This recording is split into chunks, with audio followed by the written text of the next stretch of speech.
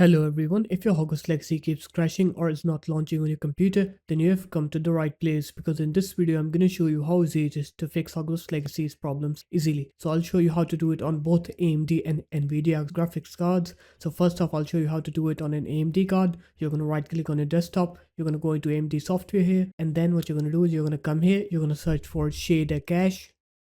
Here it is, you're going to click on it, and then just click perform reset on shader cache.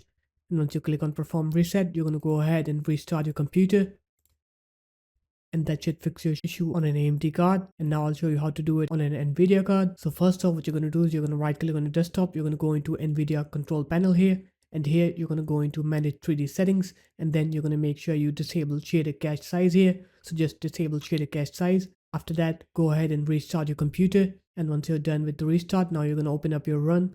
You're going to go into app data, and then you're going to go into local. After that, you're going to find the folder called D3DS cache. You're going to go ahead and delete this folder, and once you delete that, you're going to find the folder called NVIDIA. You're going to open it up and delete both DX cache and GL cache from that NVIDIA folder. And once you delete both of those folders, you're going to open up the NVIDIA control panel again, and then you're going to set the shader cache size to whatever it was set to before.